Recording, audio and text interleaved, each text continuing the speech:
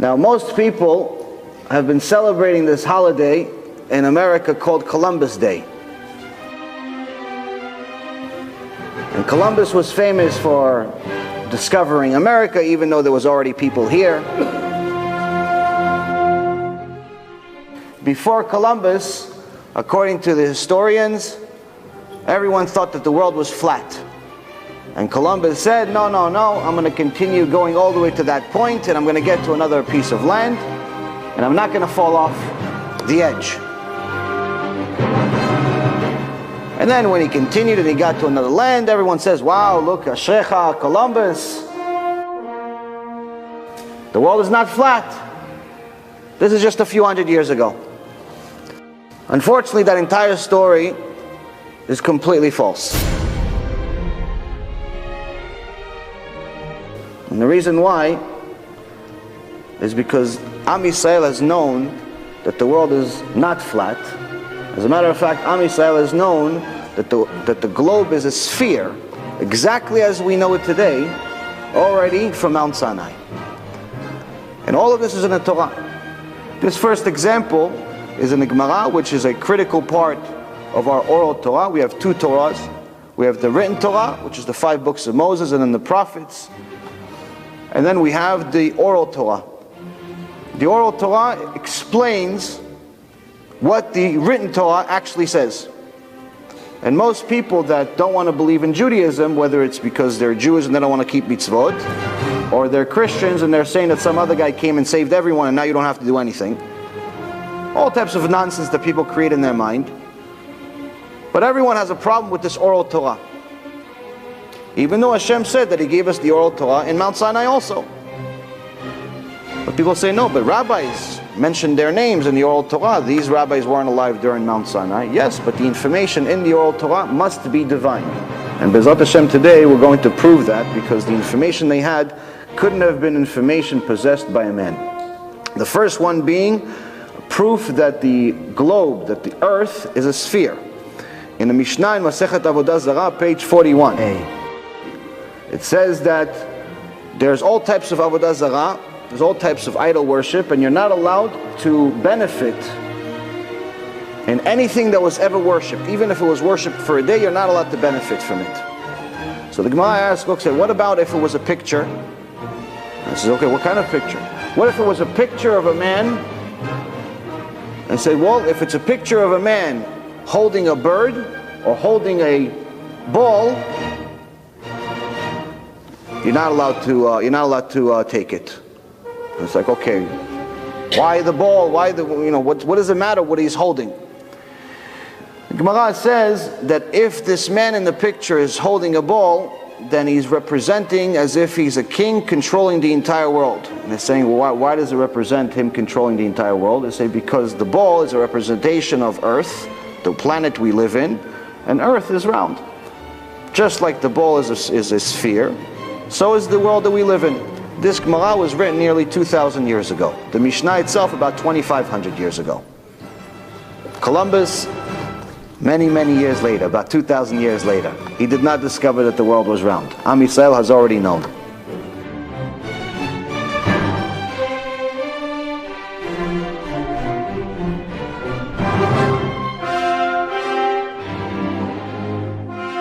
Now, in the Torah, we have a lot of things that in our current generation people get shaken up by.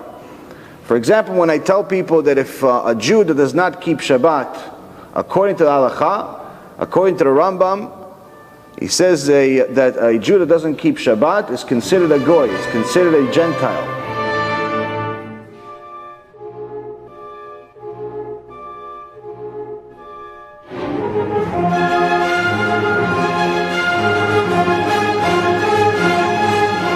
Considered not Jewish. But what kind of a Gentile? Because there's something called Chasdei Umot HaOlam, which is the righteous Gentiles, the righteous non-Jews around the world. Rambam says, no, not the righteous one. These are tzaddikim, they have Olam Haba. The Jew that's not keeping Shabbat, he's considered an idol worshiper. An idol worshiper. He doesn't keep Shabbat, he drives on Shabbat, he smokes cigarettes on Shabbat, watches TV on Shabbat, he's considered a complete idol worshiper. Now when I tell people this during the shul, it shakes them up. They go, what do you mean? I'm a Jew, my mom was a Jew, my dad was a Jew. I went to Beknesset 3 times last year. I give some tzedakah once in a while. What do you mean? I'm not a Jew. Well, according to the Rambam, you're not a Jew. Your Judaism is on suspension. You start keeping Shabbat, suspension's off. Now things like this shake people up. One time I told somebody this, and when he wanted to prove to me that he's a Jew, he took out his Israeli identification, which had on it Jewish. I told him, yes, you know what, you're right, but it doesn't work in Olam Haba because you can't take it.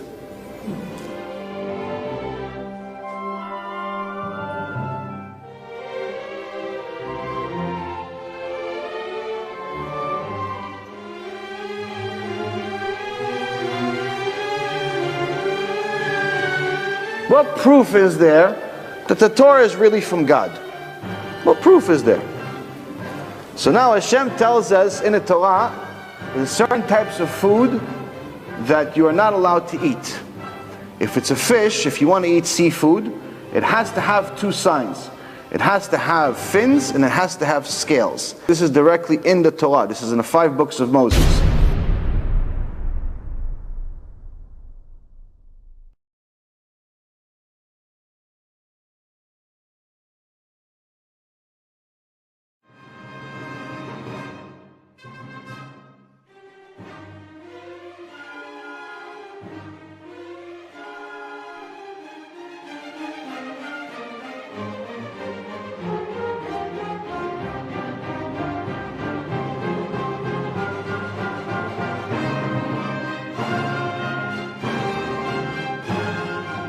Hashem says, if a fish has fins and scales, it's kosher. If it doesn't have scales, then it's not kosher. So Chazal says, what do you mean it doesn't have scales? It says, because you'll find fish that just has fins with no scales, but you will never find a fish that just has scales but no fins.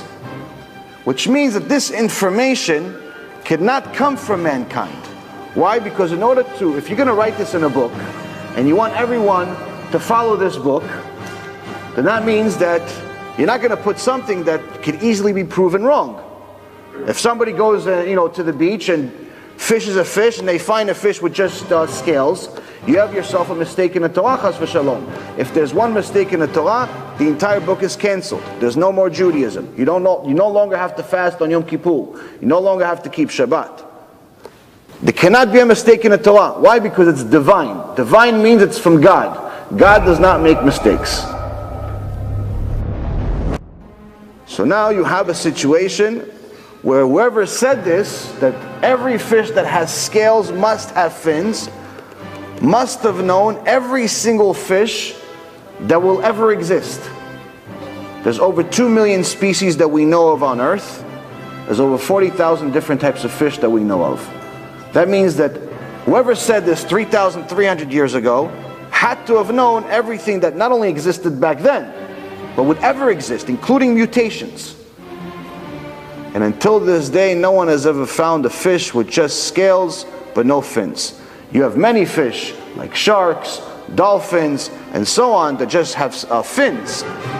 But you'll never find a fish that just has scales. Which means that even if you find a fish that's cut off, you cut off half the fish, and you don't have the side that has the fins, and you only have scales. Gemara says, you know for sure that it's kosher. Why? Because you're never going to find a fish that just has the scales.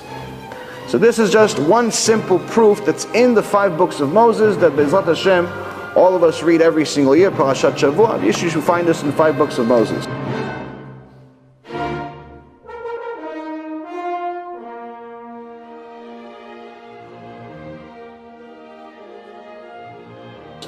Another thing the Torah says is in regards to the animals that we eat.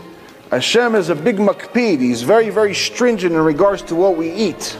And the reason why is he says that everything that you ever eat, whether it's ice cream, or it's a steak, or it's an apple, or anything that you're ever going to eat, is going to turn into blood. Whatever doesn't turn into blood will come out of your system. Now who told this food, whether it's a steak, to turn into blood, and then the apple comes in, it also turns into blood. And then on top of that, the burger also turns into blood, and the bun also turns into blood. How come it all turns into blood? Because obviously there's an intelligent designer behind all of this. Now this blood, according to Hashem, is part of your neshama, it's part of your soul, which means that you are what you eat.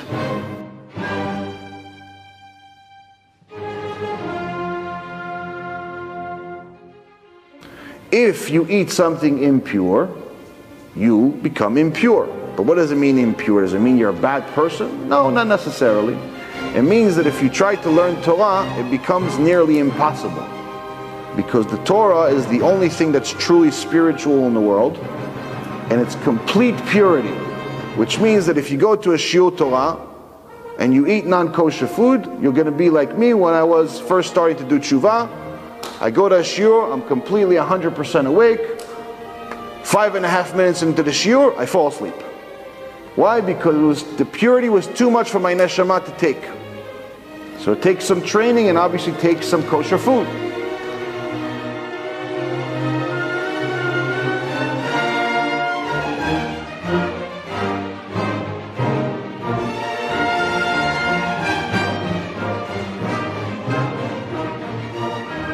Hashem said that how are you going to know if this animal is pure? It says it has to have two signs. It has to have split hooves.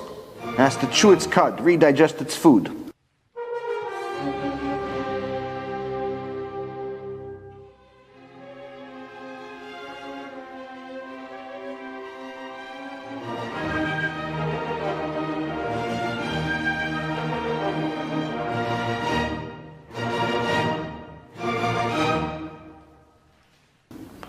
You can have approximately 10 different animals that he lists, a little bit more than 10 animals that actually have 10 species that have these two signs. The rest of the animals in the world will not have any sign. It's either two or nothing, except four. There are 4 animals that have one sign: the pig, the herynx, the rabbit, and the camel. 4 animals. 4 animals only have one of the two signs. Every other animal either has 2 signs, which means it's kosher, and the rest of the animals in the world have nothing.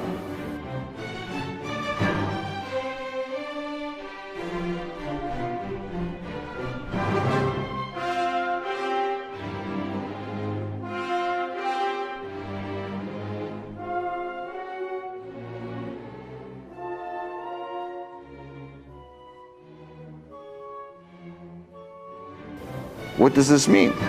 This means that if we find animal number 5, there's a mistake in the Torah. If we find another animal with one sign, there's a mistake in the Torah. Baruch Hashem, 3,300 years have passed since we got the Torah, they're still looking.